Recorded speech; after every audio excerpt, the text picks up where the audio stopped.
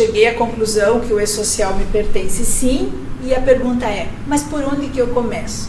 Primeira questão, assim, você é empresário, precisa conversar com o teu RH ou então com o teu escritório de contabilidade para, já começaram a se preocupar com as obrigações da minha empresa? Quais são? Qualificação cadastral, certo? O que a gente está encontrando nessa qualificação cadastral são os erros mais absurdos. Por exemplo, o cadastro do funcionário não tem endereço, o título de eleitor, ou o CPF, ou o PIS, não estão com o nome correto, né? Tem determinados empregados que estão aparecendo nesse momento que não tem 2 ou 3 PIS, né? Deveria ter um só. As mulheres, né? Elas casam, mudam de sobrenome, mas não mudam os documentos. Aí, como está pegando a base, que é o CPF, e está relacionando com o número da inscrição social, que seria, na grande maioria, o PIS, então, eles não mudaram o sobrenome. E, de repente, a mulher também, casada, até mudou os documentos, se separou, o que aconteceu? Não tirou o sobrenome no divórcio ali, né? E não mudou os documentos, tá? Então, o que acontece? Nessa qualificação cadastral, a responsabilidade da empresa é o quê? A empresa vai verificar seus dados cadastrais, ou seja, do contrato de trabalho do funcionário, a ficha dele, particular, endereço e tudo mais, está correta perante o que o fisco tem de informação. Se der divergência, quem vai correr atrás? É o funcionário, né? Que é a responsabilidade do funcionário ir lá ou na Caixa Econômica, ou título de eleitor, enfim, correr para organizar seus documentos. O problema é o seguinte, ele vai sair no horário de trabalho, como é que vai ficar? Você vai descontar essas horas, como é que tá? Então, quantos funcionários você tem, certo? Como que você fazia antes, certo? Antes de dizer, agora nós temos o e-social. Você simplesmente começa lá, depois entrega os documentos, fez o mínimo na ficha, algo nesse sentido. Então, tudo depende da organização que você tem até então, ok? Então, por onde começar essa qualificação cadastral, que você não tem noção dos erros que estão aparecendo, certo? Então, várias inconsistências, que às vezes é uma questão internamente só de organizar, porém, a pessoa, quando depende da documentação da pessoa, é ela mesma, pessoalmente, que vai ter que correr atrás. Portanto, não deixe para a última hora, tá? E aí, todas essas informações, eu já comentei com vocês, estão lá no portal do e-social, e é nesse portal que a gente também vai enviar os nossos arquivos, as nossas informações com o que a gente tem de evento trabalhista, tá? O que a gente recomenda? Fazer um checklist por o que vai ficar. Então, primeiro você, empresário, vai sentar com a tua equipe e vai determinar quem fica responsável por isso, tá? Tem novos sócios, tem diretoria, enfim, sentem com eles e definem uma equipe responsável e levem a sério, né? Aí reúnam as áreas envolvidas e vamos lá, o que cada um pode ajudar, e aí por diante. Vai ter que acessar, eu já vou comentar sobre certificação digital, vai ter que fazer um plano de ação, enfim, e tem que acontecer para cumprir o prazo conforme o cronograma, tá? Então, cada empresa tem o seu cenário, cada empresa tem as suas particularidades. Reúne a tua equipe e comece a trabalhar, tá? A preocupação de você, empresário, em relação ao ambiente tecnológico, qual vai ser? Primeiro, aonde que o e-social está sendo processado, tá? Você tem uma equipe interna de RH, mas a folha de pagamento sempre foi feita externa? Ou tudo é feito aqui dentro, ou nada é feito aqui dentro na tua empresa, certo?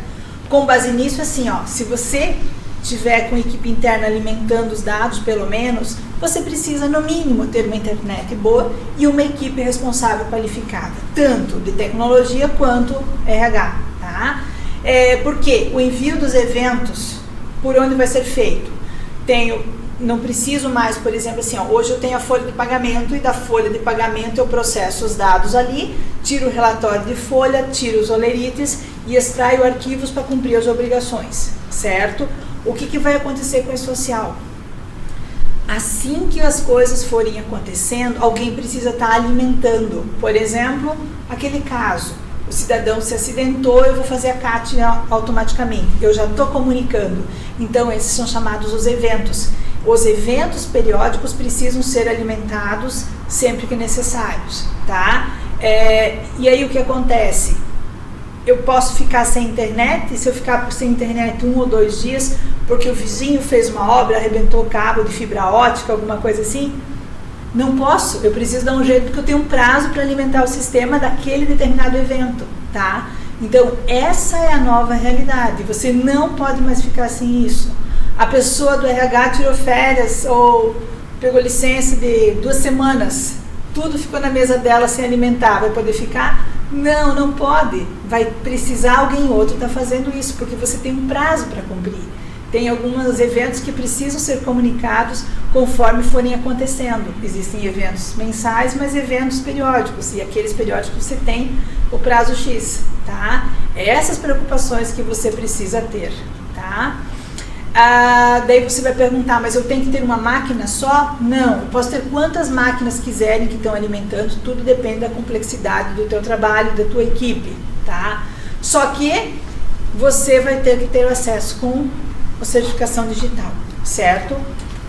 Aí nós temos também na sequência algumas obrigações acessórias paralelas, tá? Depois a folha de pagamento está implantada, aí mais para frente tem o FD Reinf, que são das retenções. Eu comentei que vai também aqui no e-social os autônomos. Por exemplo, assim, ó, eu falo como escritório de contabilidade, tá? Você, empresário, me trouxe os documentos e me trouxe só no outro mês uma nota fiscal onde teve retenção de INSS. Você contratou um serviço, teve retenção de INSS, porventura ISS, enfim.